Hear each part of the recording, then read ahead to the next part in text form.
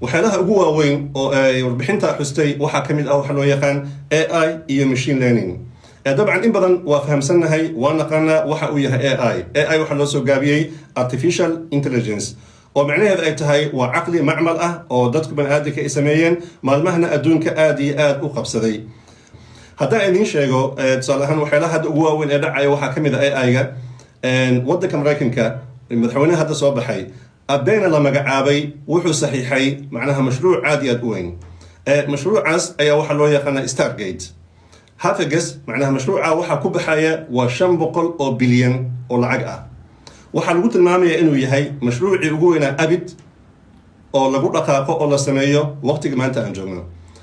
mashruuca isaga ah waxaa loo sameeyay waxay tahay in lagu dhiso lagu diyaariyo mashruuc aad u weyn oo loo yaqaan AI oo dabcan u gooni ah ama u gaar ah waddanka macnaha Maraykanka.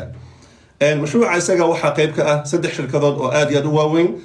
mid ka mid ah waxa loo yaqaan OpenAI oo samaysay ChatGPT oo wada taqaanaan.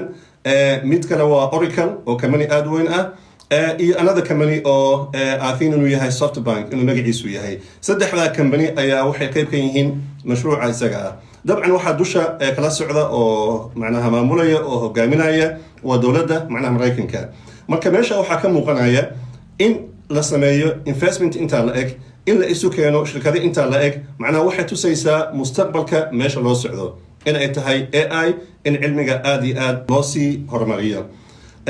taa kaliya ma aha wadamada hadda tusaale ahaan qayb ka ah tartanka noocaas oo kale ah waxaa ka mid ah waa China. macnaha competitionka ugu weyn hadda adduunka wuxuu ka dhexeeyaa waa China iyo Maraykanka. waxaa lagu dagaalamayaa waxay tahay waa laga soo baxay qoryihii iyo hubkii caadiga ahaa. waxaa loo socdaa in lagu dagaalamo aqoon, waxaa loo socdaa in lagu dagaalamo AI, waxaa loo socdaa in lagu dagaalamo machine learning iyo waxyaala noocaas oo kale ah. marka China hadda waxay samaysay runtii system aad u weyn oo loo yaqaan DeepSeek. ma huba inaad maqasheen, ma huba inaad isticmaasheen, laakiin maalmahan oo dhan aad aan isticmaalayay waa tijaabinayay. marka loo fiiriyo systemyada ama nidaamyada AI-ga hadda adduunka ka shaqeeya waa midka ugu fiican. hadda ogow waxa sameeyay waa China. awal waxaan islahayn Maraykana top ah oo cilmiga hogaaminaya. laakiin hadda markii China ay soo bandhigtay ay banaanka ay keentay macnaha dadku dhan madaxay gacanta saarteen. waxay dhaheen China oo lagu hayo cunaqabateen, China oo wax badan loo diiday, China oo teknolojiyadii laga hor istaagay hadiiba ay sameeyeen nidaam inta la eg macnaha waxa soo socda iyo weliga weyn.